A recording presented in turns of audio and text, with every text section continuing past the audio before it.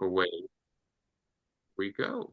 So, I'm going to do something that I'm not sure I'll be able to sustain, especially in light of what we were just talking about. We're going to want to talk about what happened in the debate next week, and we will take some time to do that. But I also spoke with you last week about this idea that the two conventions reflected two different Americas, right? I'm going to refresh our memories on that ever so slightly in a few minutes, but the idea that for one group of Americans, a sizable group of Americans, the experience of the United States in the last 50 years has been an experience of progress that sustains them in the idea that we are moving in the right direction, and that is worth celebrating, maintaining, and then spreading the benefits of that progress to wider circles in the United States. But having said that, it's also the case that for an entirely different group of Americans, the last 50 years feel like decline, right? And personal decline. They feel much more vulnerable and precarious than they ever expected to be. And also national decline. The United States can no longer keep Russia from invading the Ukraine. The United States can no longer influence Israel's foreign policy in the way that it would hope to. The world is a more dangerous place. This country is weaker and more chaotic, and the individuals living within this society who expected living in the richest and most powerful country in the world to have decent lives increasingly feel left out, right? And those two sets of experiences create lenses through which to interpret everything happening in our society and our world, or to use the language we talked about a few weeks ago, feeling structures, right? An inchoate sense of where things stand with you and those you care about that then make you amenable to hearing certain arguments and narratives,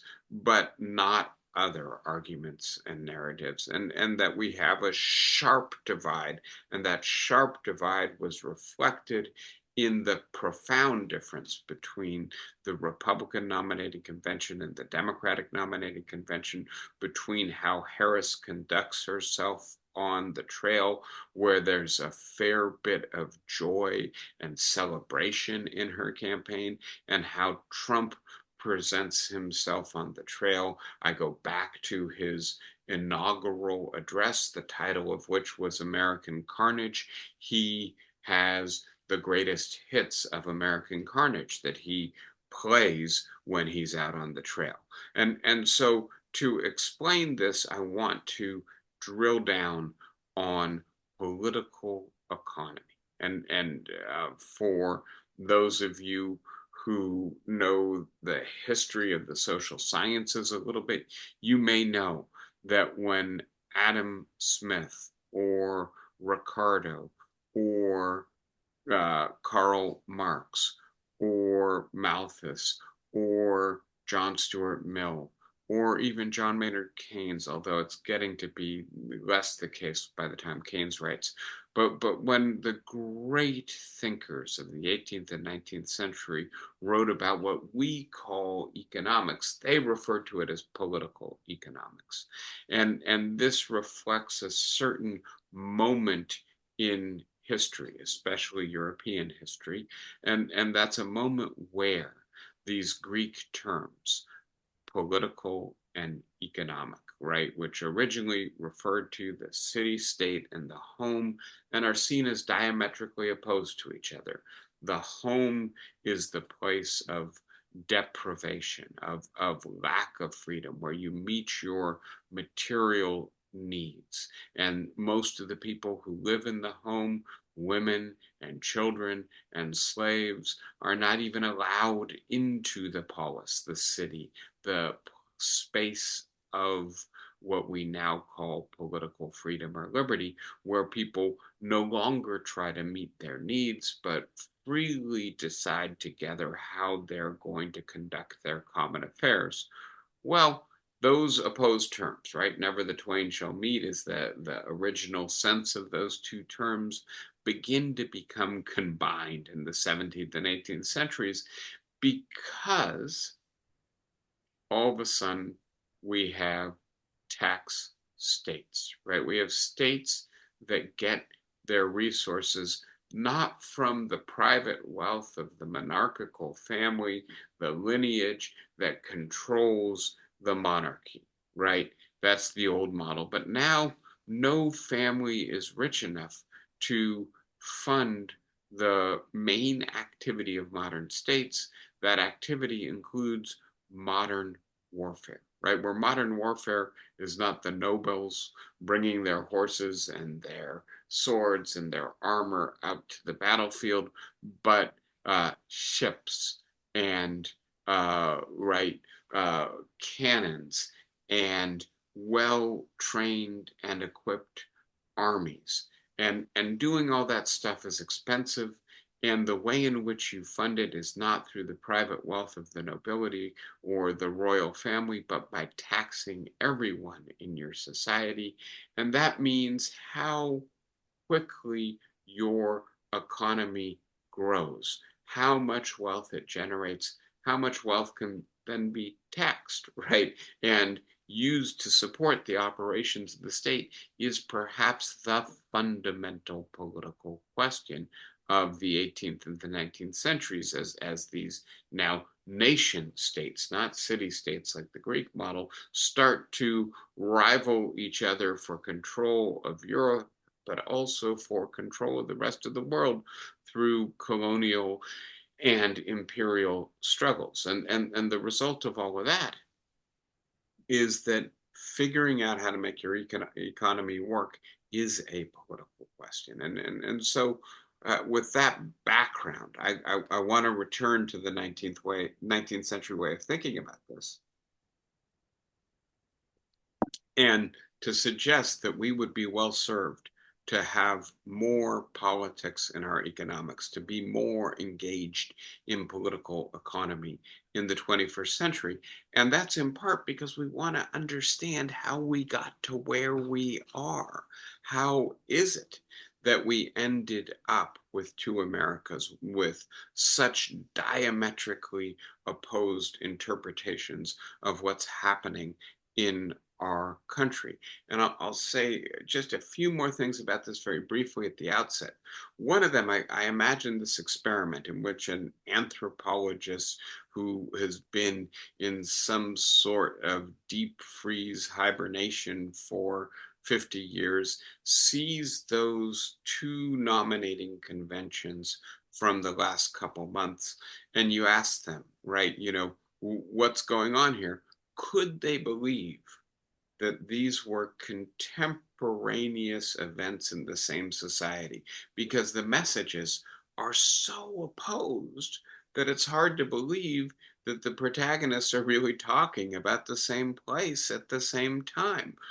That's a question in political economics. How did we become so divergent, so fractured? And I do think it's not exclusively economic, but economics has a big part, or political economics has a big part of the story to tell. The second thing I want to say here, and it's a peculiar place to go. Adam Tooze, an economic historian at Columbia University, called my attention to this, that there were some earning reports, the Financial Times wrote about this too, that came out for Dollar Tree and Dollar General, these dollar stores, right? The cheapest retail establishments in the United States, the people, the businesses that really cater to the people who are really on the cusp of deep economic vulnerability. And that the dollar stores issued their quarterly reports for, I guess it must be the third quarter, quite recently. And what they reported was something that led their stocks to tank, right? Just kind of falling off a cliff decline. What they reported is that they're seeing a pattern in sales, which is new, right? New to the second and third quarters of 2024, in which people are spending more or less as they had spent throughout the last 4 years in the first half of the month. That is to say, they're buying food stuff, but they're also buying cleaning supplies, other knickknacks that the dollar store sells, clothes, etc. It's inexpensive stuff, but they're not concentrating exclusively on nutrition in the first half of the month. But by the time they get to the third week of the month, their sales are going down precipitously because people are only buying food. And by the time they get to the fourth week of the month, they're seeing their revenues all but cease because people are no longer even buying food. And Two's treats this, and I agree, as a kind of canary in the coal mine piece of data, right? The stores that cater to the most vulnerable people in our society are seeing their sales reflecting deep economic vulnerability for those people, right? That they're not able to make it to the end of the month. They're not able to buy food in the last week of the month. And of course, these are people who are parents who have children. And what does that mean about their level of economic stress and desperation?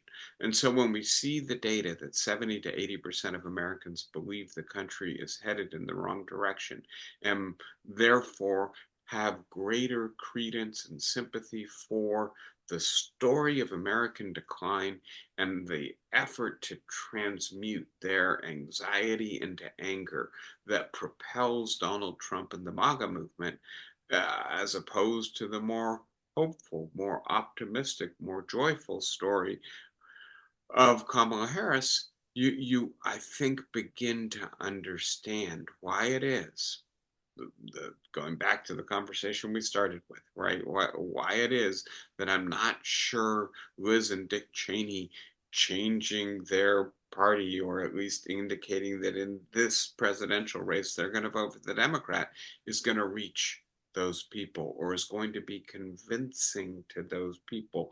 If you start from a place of security, if you have the luxury to read the newspaper and say, oh my goodness, even Dick Cheney won't vote for Donald Trump, well, that may matter to you.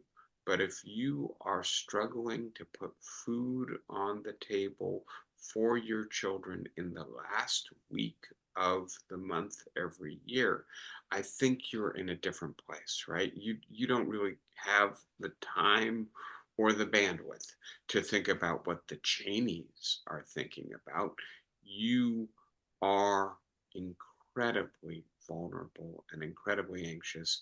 And which one of these two candidates seems to understand, to give some sort of expression to the feeling that you have, the experience that you are living in 2024?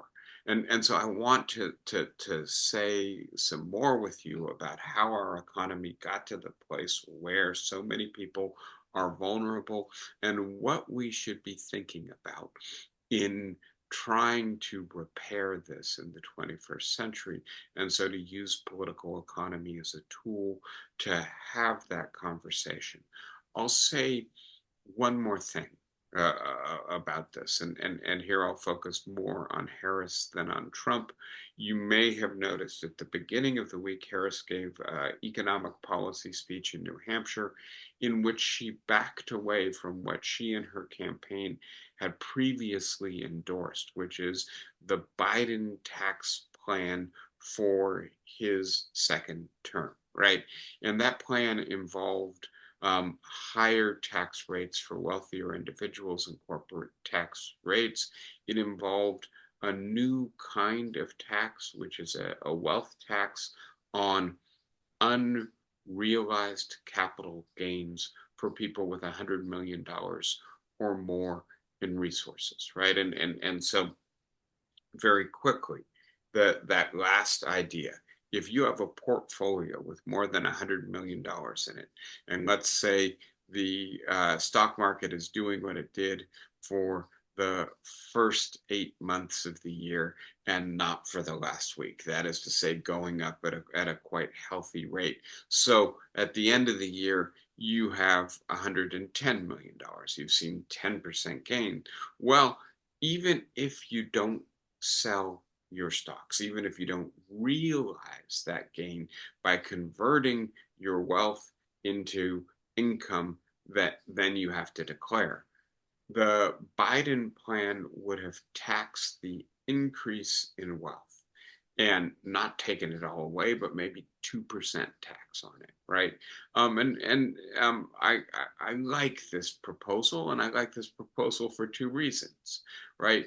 Harris has some, I think, really important progressive ideas that she wants to support if she's elected president and the Democrats capture Congress, including creating affordable housing for people who are currently locked out of home ownership. And we've talked about this together before. I will go into more detail about this as we move into this topic, but that perhaps the single most important thing that governments in the developed world did in the 20th century to create and stabilize a meaningful middle class was to make home ownership available to people who had been excluded from it up until that point. And they did that by subsidizing the construction of homes, by providing low or no interest loans to real estate developers, and other forms of subsidy in terms of infrastructure, creating the highways and the parkways and the streets and the sewage systems that the electrical grid that the suburbs relied on. And they also did it by making mortgages more readily available to middle and low income people by insuring the mortgages, by subsidizing the mortgages, by setting up private public partnerships to make sure that the mortgages were available at affordable rates and structured in a way 30-year mortgage with 10 or 20% down instead of a 10% mortgage with 50% down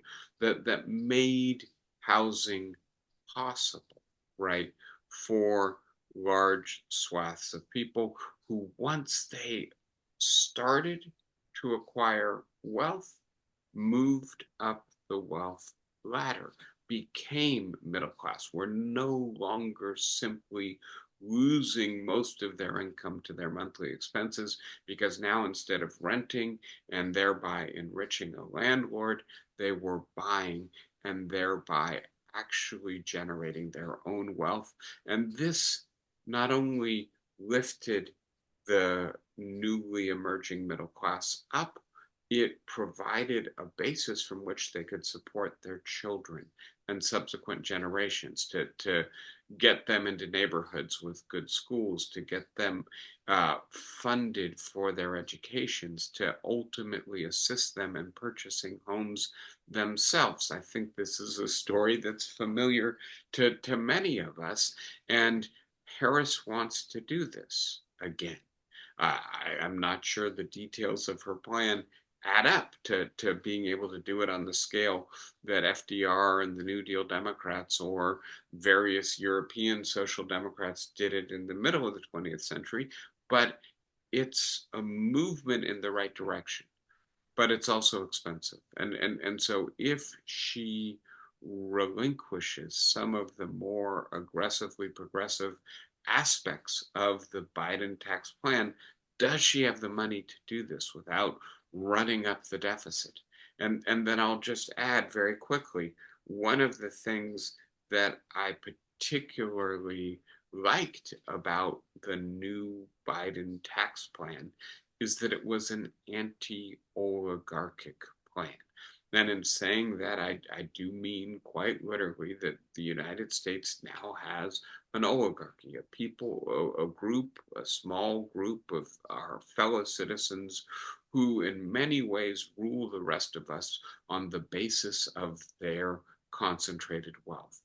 And that beginning to break up some of that wealth, or at least to limit its perpetual accumulation and increase. We're going to get into this, but there are reasons to believe that the wealthy are going to continue to get more and more wealthy. And when I say the wealthy, I'm not talking about people whose wealth is numbered in hundreds of thousands or millions of dollars, but in tens or hundreds of millions of dollars, especially hundreds of millions and billions of dollars, that they're going to continue to get more and more powerful, and they use their power to shape our politics. And guess what? On Monday in New Hampshire, Harris backed away from those anti-oligarchic tax ideas. And apparently she did so, the reporting suggests, because the very wealthy donors that she's relying on asked her to, and because she didn't feel like she could say no to them in the middle of a very expensive political campaign. And so, again, I just think, in a variety of ways, the intersection of politics and economics is extraordinarily important to think about, even as we're in the middle of an extremely important election season. And so I have on the board images we've talked about together before. One of them is from Francisco Goya, The Gift for the Master, right?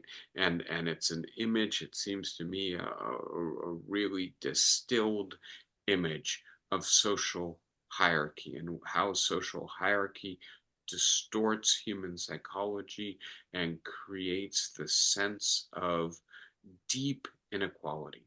We are not of the same kind. How can I even look at you? You don't dare to look me in the eyes. I'm giving you the most precious thing that I have, and to you, it's some grimy, filthy child's toy, right? So if I've got it right, Goya is not just providing a distilled image of the psychology of social hierarchy. He's also making a critique, right? And this is a painting painted in Spain at the end of the 18th century, a critique of aristocracy, of nobility, of the old monarchical and feudal systems that still persist in Spain in the day, and that produce this kind of caste, this kind of deep, profound human inequality. I then have Diego Rivera, right? And we've talked about this together before. The Detroit industry mural in the Detroit Institute of Fine Arts. And it shows a completely horizontal workplace. No hierarchy, right? I would challenge you. I know it's a little hard to make out, but to find a supervisor, a manager, a boss in this image. I don't see it. And so I think the idea here is of a cooperative or collaborative workplace in which each person is directing their own work and regards every other person as equal in their contribution to that work. And the fact that they're all strong, that they're all clean, that it's a multiracial group, that they all appear to be healthy, points to perhaps the physical, economic, and psychological benefits of being in a more cooperative, more equal economic situation.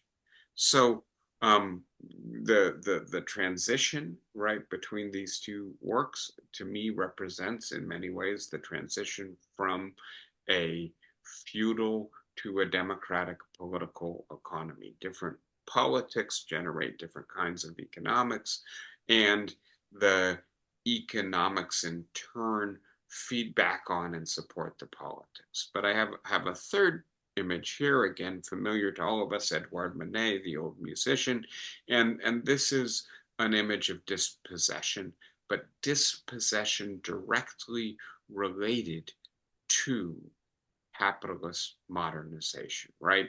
Manet is painting in the aftermath of the modernization of Paris, right? And Haussmann, as you're probably familiar with, in the aftermath of great fires, created the rational avenues, the big, beautiful boulevards that we all enjoy if we manage to make it to Paris, right? The Champs-Élysées, etc. And he does so by taking the old neighborhoods of Paris. If you go to, for instance, the Latin Quarter, you see the old narrow streets. They're, mazes. They're beautiful. They have a very different feel. He raises them, right, and replaces them with new broad avenues and big modern apartment buildings, etc. And the people who used to live where the old has been destroyed by fire or by deliberate efforts at modernization are not given new housing. At least some of them aren't, right? They're forced out of Paris. And this is a representation of what one important economic theorist, Friedrich von Hayek, called the creative destruction that capitalism creates, right? It is creative. It creates fabulous wealth, but it is also destructive. It has to, in order to create that wealth, um, undo the old conditions of life. It has to destroy the feudal institutions, but also the feudal working conditions, and produce a constant churning, revolutionizing of the productive process, whereby the old go under to be replaced by the new, and that results, if you don't regulate, in marginalization, in vulnerability, in precariousness. And I want to suggest, in a sense, what we're seeing is a shift in the 21st century from a more cooperative and collaborative to a more brutal, a more predatory form of capitalism, a kind of market economy or political economy that generates much greater marginality, precariousness, deprivation, and that this is driving our politics today. So that's the setup.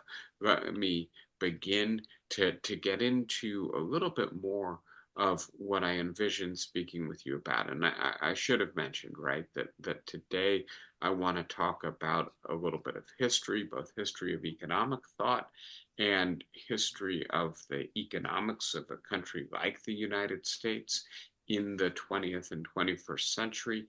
I'm describing this as a transition from socially embedded markets to neoliberal global capitalism. And I hope that vocabulary is clear to some of you, but I know it needs a little unpacking. In the aftermath of World War II, that's, I think, the big divide here. But in particular, it follows on and in many ways builds on the Great Depression as well. And so what causes World War II? Well, the rise of fascism in Italy and then Germany, and the effort of new leaders to create new markets, but also distractions to try to motivate a kind of politics that suggests the reason we're suffering, right? The German experience of hyperinflation in the early 1930s, the collapse of the German economy, is because these other people have done this awful stuff to us. It's not any direct problem with us or our politics or our economy. It is the French and the Americans and the international system that demand reparations from our economy when we can't pay it. But it's even more the Jews who are ultimately in control of that economy. A scapegoat, an external enemy, makes it easier to understand and to identify who you need to fight, right? And the idea that after the Nazis and the Axis are defeated, right, that the new architects of the post war political and economic order say we have to keep this from happening again. And part of the problem with the first third of the 20th century, maybe the last third of the 19th century, is that we didn't structure our economic activity to comport with our values. We let too many things be distributed by the market to be bought and sold by whomever could buy or sell them. And that the result was that so many people were damaged, right? Rendered completely vulnerable, and they wanted a strong leader to return them to an earlier day of greater security, greater order, simpler choices and values. And that's the appetite that ultimately gave rise to fascism, to the kind of leadership that Franco and Mussolini and Hitler offered. And so we're going to create an economy that is better regulated by our core human and political values. That's a socially embedded market. And I want to suggest, right, that Diego Rivera is anticipating and seeing the signs that this is what FDR is going to do when he paints this mural in the middle of the 1930s, and that we, in many ways, succeeded in this project in this country, and especially in many European countries in the 1940s, 50s, 60s, into the 1970s when it's starting to come apart. And that the way in which it came apart in the 1970s, to just make it very brief, excuse the potted history for now, uh, suggested that we needed an entirely different political economic project. And this is the birth of then what I'm calling the neoliberal era of global capitalism. Much less effort to regulate the market, get out of the way, let the market work its magic. And that there's a real repetition of the history of the first third of the 20th century in the first quarter of the 21st century, and that these markets are generating greater vulnerability, dislocation, precariousness, disorientation, and this is giving rise again to a longing for more decisive, strong leadership, a restoration of simpler values in simpler times, and that understanding this transition helps us to understand then what it is we should want in terms of economic policy in the second quarter of the 21st century to avoid what we witnessed in the second quarter of the 20th century. All right, so that's the background to today's installment. And I want to note before I get going 5 guiding questions that I hope will organize our discussions on these topics.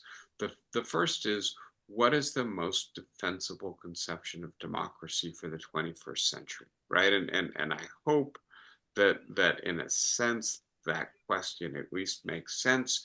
Do we still believe that having occasional elections where the parties essentially choose the candidates that we are presented with is No, adequate to the structuring of democracy? Or do we need a different way of thinking about democracy in the 21st century? What about the media? What about the public sphere? What about our capacity to understand and speak with each other? What does democracy mean for us today? And is it well realized in the institutional structures that we have? That you can't really talk about a democratic political economy until you have some sense of what you mean by democracy. The second, independent but clearly related question: what are the most important and politically relevant trends of our contemporary economic epoch, right? And we've talked about this together before. I think I can be relatively brief in talking about the curse of wealth, the way in which in the 21st century we seem only to be able to generate wealth by generating considerable inequality at the same time. That's one of the trends. But, artificial intelligence, automation, the dumbing down of unskilled labor, so called, the active process of de-skilling, of trying to make work as simple and routine, as mindless as possible, so that your workers can be completely replaceable and demand no premium for the skills they bring to the work, right? That would be another of, I think, the important politically relevant current economic trends. Whether and how recent economic developments are contributing to contemporary democratic decay. And here I'm suggesting, I hope it's clear, I think the data is very clear. There's a lot of backsliding. There's a lot of movement in the direction of less liberal democracy in the democratic world in the 21st century. We can point to Hungary as perhaps a case study, but we can note that we've got a neck and neck presidential race in America in 2024 between a former president who tried to overthrow the results of the previous election. And yet, here he is within a hair's breadth of winning the current election. That's maybe an exaggeration, but certainly a potent, viable force in our politics today. That's another emblem of the degree to which the form of democracy that we've had in this country for the last century, roughly speaking, seems to be less attractive, less appealing, less popular, less deeply subscribed to as a normative ideal by large portions of our citizenry. And how has then the current economic environment contributed to that decline in the popularity, in the legitimacy of democracy in the 21st century? Fourth question: whether capitalism's anti-democratic drives have ever been successfully tamed in the past. And again, I'm building a fair bit in terms of the assumptions into these questions, but I do believe, especially if the literature that suggests that capitalism produces ever more concentrated economic power, ever more concentrated ownership and wealth, that is an essentially oligarchic development, and that is anti-democratic. You might be a free marketeer. You might believe that having a free market is more important than having political equality. You might believe that the creation of wealth is a more important contributor to human well-being, irrespective of how it's distributed. It tends to trickle down over time, than is the democratic organization of our politics.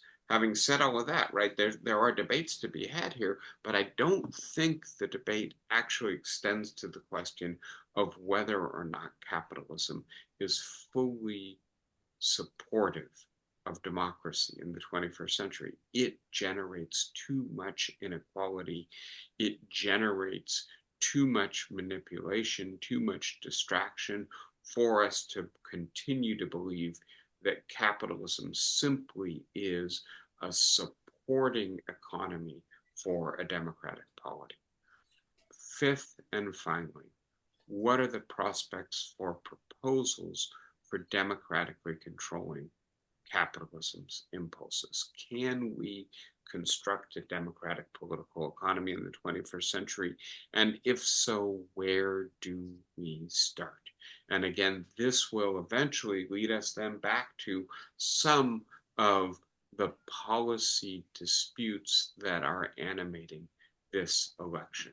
Understanding, for instance, Kamala Harris's proposals for creating affordable housing in the context of a effort to articulate a democratic political economic program, I think could be a very valuable way to understand why she's doing that and why it should matter to us.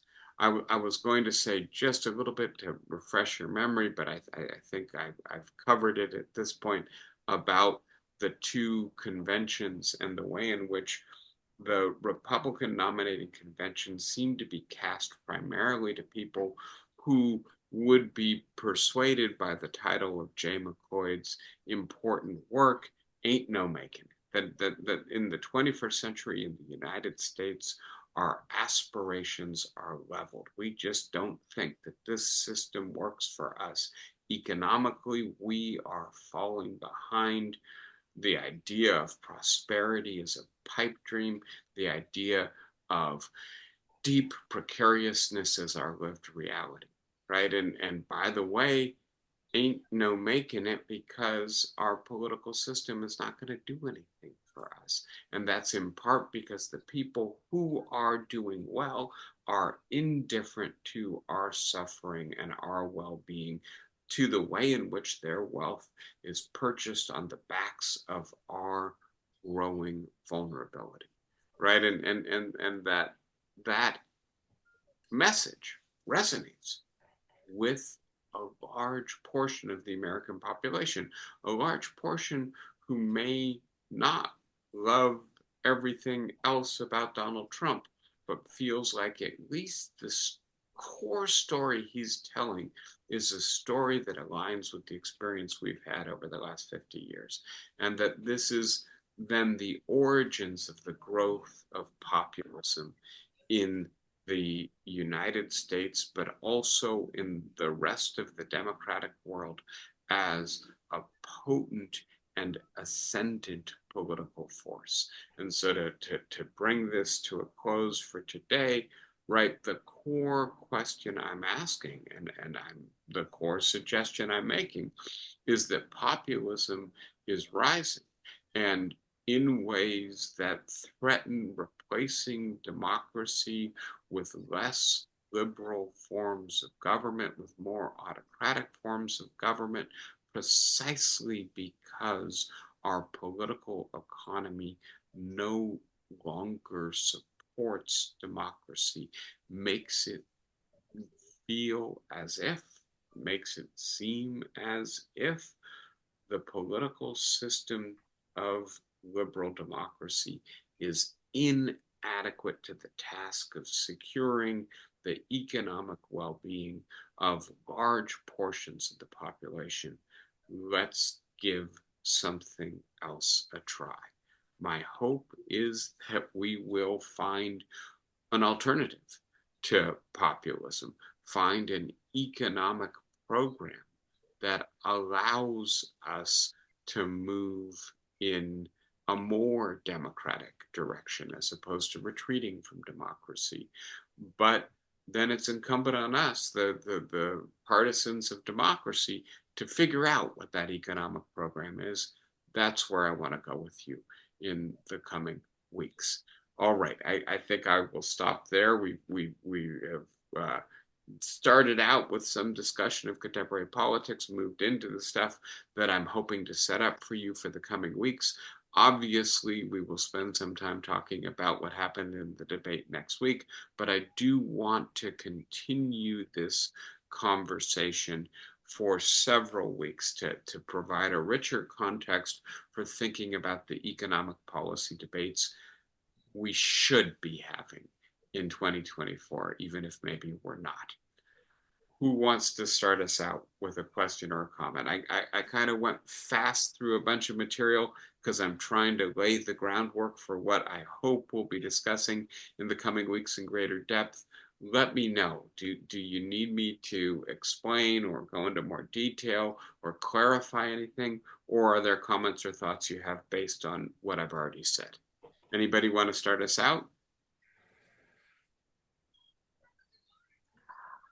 I would.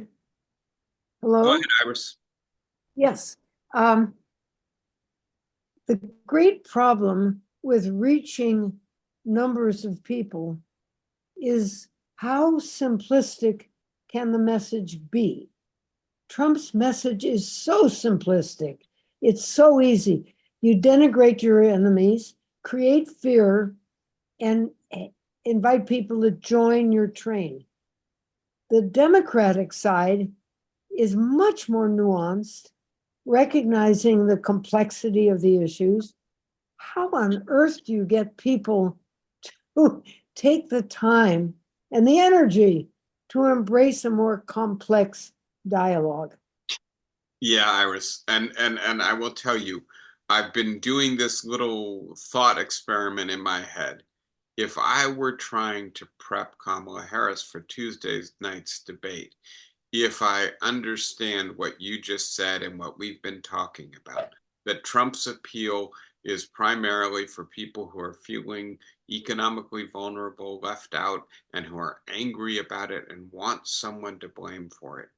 How can I flip that voter to recognize actually Trump is not going to help you and that what I'm offering you is a genuine, at least plausible strategy for assisting. And then you add to um, David, I muted you for a moment because we're getting an echo. Well, I'll unmute you in a minute. But by the way, Bill Clinton, Barack Obama, and Joe Biden all talked a pretty good game along these lines, and yet after collectively 20 years of them in power, we're still worse off, right? So it's not just Iris that I need to be able to say, look, my policies do better than their policies. It's that people are pretty skeptical of my policies in light of what's happened when people like me have been in power. Do you need to give them, right, another enemy? Right? Do you need, in a sense, to meet Trump on his own terrain and say the enemy is the global multinational corporations, the very rich, the people who are, you know, making it such that Kamala Harris can't even really offer a progressive tax plan? Do you need to, right, have a left wing populism to counter a right wing populism? Or as opposed to that, do you need to try to make the case for a more cooperative, collaborative kind of solution to a return to some of the New Deal approach to political economy? Let me say just a little bit more here about the limits of populism as an approach. And this is something I spoke a little bit about last week. I'm thinking more and more about. There's some pretty good literature, right? So part of the reason we have an affordable housing crisis in the United States, well, it's complex, right? We did Okay. too little building in the aftermath of the Great Recession, in part because the finances weren't there, and we rely on private developers to develop our housing, in part because there are too many regulations, too much NIMBYism, right? Too many people who favor um, building high density apartment buildings, but please not in my neighborhood because I like the feel of my neighborhood the way it is right now, and use the environmental approval process, the neighborhood input processes to block or slow down development so much that it never gets built. But there's a third element to the problem as well, which is labor supply.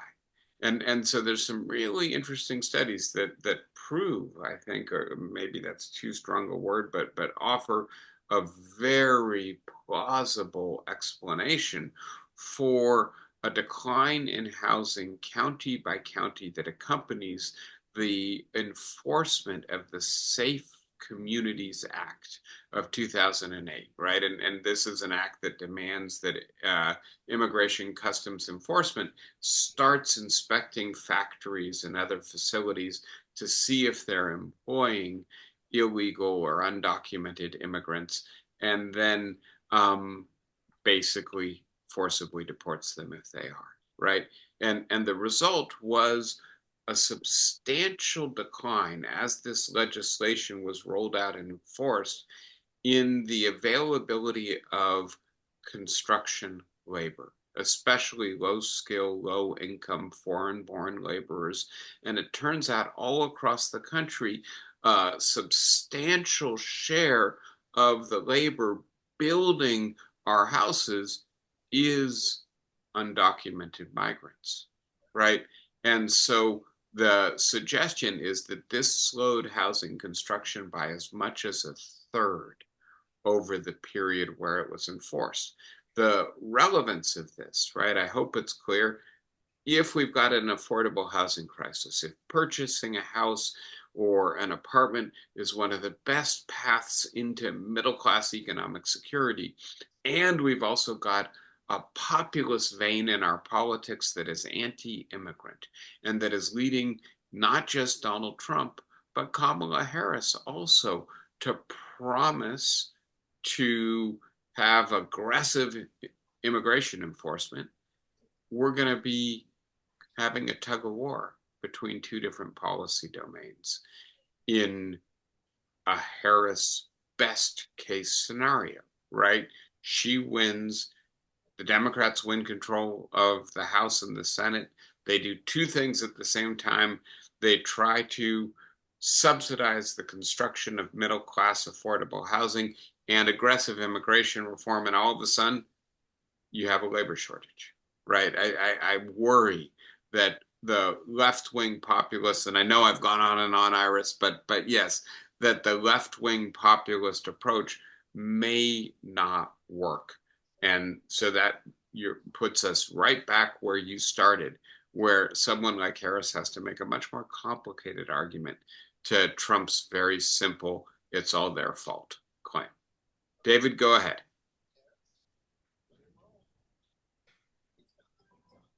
Yeah.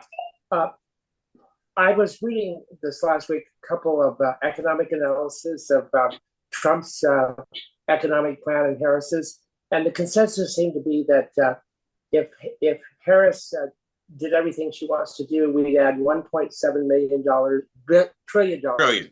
Yeah. That. Brilliant. And Trump's would add his tax cuts for the rich, and everything else would add $7.7 trillion to national debt, pointing out that in the long run, on that score, Harris's economic plan is much more deleterious to the economy than Trump's. But it seems to me that the problem that Harris has is that she's inherited not only the Biden tradition, she's inherited the idea from analyses of where people, how much less well off people are, as attributing that to inflation. And that probably is true. And so what she needs is a simple narrative that says, I can do all this, I can work for the middle class, I can make all your lives better, and I'll keep inflation in check. and I just don't think she's addressed that issue at all in any of her talks, or she certainly didn't address that issue in the interview she had last week. But that seems to me to be the key. If she can convince people that she can do all this stuff and keep inflation in check so that your life doesn't continue to be as bad off as it is in terms of the price of everyday goods, I think she's got a much smoother path to victory. Yeah, and thank you. And thank you. I'm trying. Actually, maybe. Okay, I got you. I got you. So because obviously you're getting a lot of echo there. So let's note, right, that Harris's economic plans add only about a quarter of the deficit that Trump's plans add, right?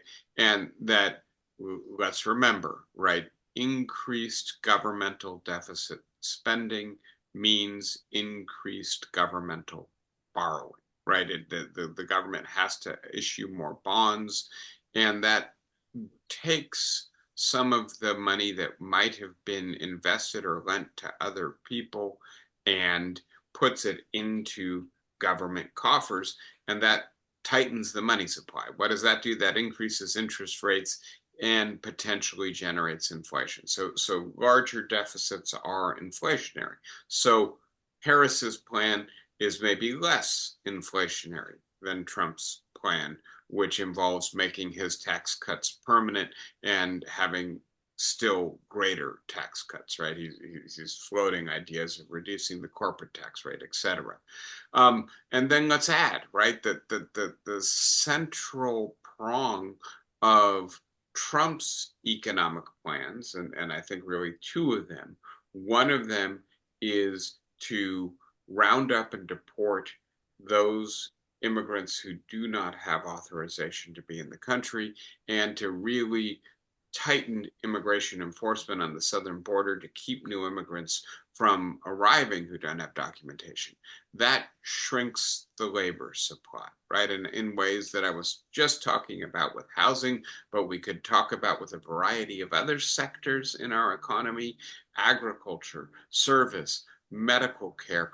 We rely on having a robust supply of migrant labor because we do not produce enough domestic population to meet the demands for employment from our growing economy, right? And so that's going to be inflationary. And then the other prong of Trump's plan is tariffs, right? And please note that economists price this out. If he carries through his tariff plan, the cost for the average American of continuing to purchase what they purchase right now will be about $5,000 per year. Increase in grocery prices, increase in automobile prices, phone prices, computer prices, because all of that stuff is imported. And if it's got tariffs placed on it, that will be passed along to American consumers, right? Now, note, it seems to me unlikely the story that Trump is telling will come to pass, which is if you make all that stuff more expensive, then it'll start to be produced again in the United States. That there would have to be a kind of miraculous transition in the domestic economy to be able to do everything that the global economy does domestically. But having said that, let's say that's possible. That's going to take 5 to 10 years, right? So 5 to 10 years of extreme inflation seems to be the product of the Trump plan. So all of that to say, can Harris convince the American undecided voter in Pennsylvania, in Georgia, in Arizona, that actually Trump's plans are more inflationary than her plans, right? And I think there's a solid case to be made. But having said that, let us note that Trump is a populist politician, right? So what has Trump said? He said when he gets into office, he's going to reduce insurance costs by 50%. He's going to order his administration to do that. That's not a policy, right? That's not got any meat or substance to it. That's a trust me, I'll fix this, right? Kind of promise. And frankly, that is part of the appeal of populism. We want a strong man who makes things simple and just solves our problems for us. And Harris has got to figure out in some way to be able to say, get real. We're not living in a fairy tale world where Uncle Donald can fix our problems with the wave of a wand. If we want to bring insurance costs down, we need plans, we need legislation, we need competition, maybe we need state support, right? But having said all of that, there are a whole bunch of people for whom the appeal of the populace is so strong that they seem inclined just to believe that Donald Trump will do this for them if they can only get him back in the White House. So yeah, David, I think the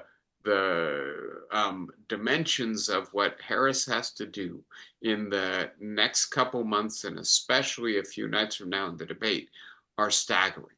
Flossie, I can see you got your hand up. Go ahead. We need to revive a slogan that government should promise us or help us to achieve life, liberty, and the pursuit of happiness. Three abstractions, but they start with things like hospitals, public schools, buildings. Take it away from there, but they're the basics. And I'm going to add. Basic, just one thing. We cannot be a free people unless our children can read and write. There's no liberty otherwise. If the mind is enslaved or deprived of language. Part of populism, the group that supports it, is a population that really hasn't thought about what thinking means or what being able to read more than a sign means. And I say we try to work with a slogan and make the abstraction a reality by looking at what gives us that reality, not the talk alone, the buildings, the medicine, the schools. Thank you, Flossie. Wonderful note as always.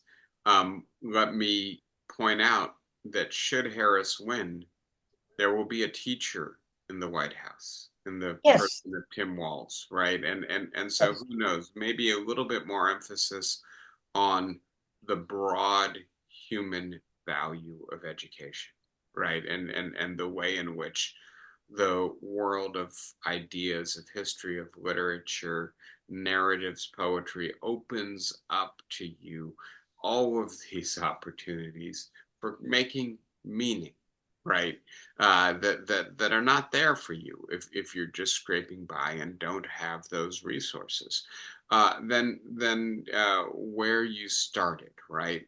Life, liberty, and the pursuit of happiness. I want to add the first half of that statement in.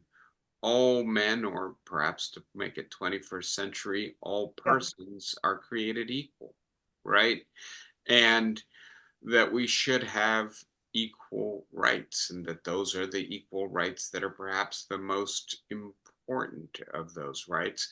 And then, right, to note that document turns 250 years old in less than 2 years, right? We're coming up on a big birthday for this country and its founding document.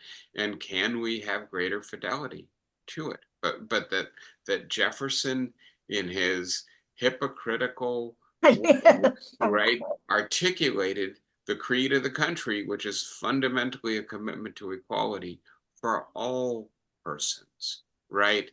Not just for the folks from here. That's I think a really important aspect of our Declaration of Independence and our founding creed. I think that's also a good note to end on for today. We've gone over as we tend to do. It's lovely being with you all again. I'll be thinking of you guys on Tuesday night as we're watching the debate, presumably contemporaneously in different places, and then we'll get back together next week and talk it over. Be well. Pleasure as always. Looking forward to more of the same next week. Take care, everybody. Thank you, guys. Bye bye.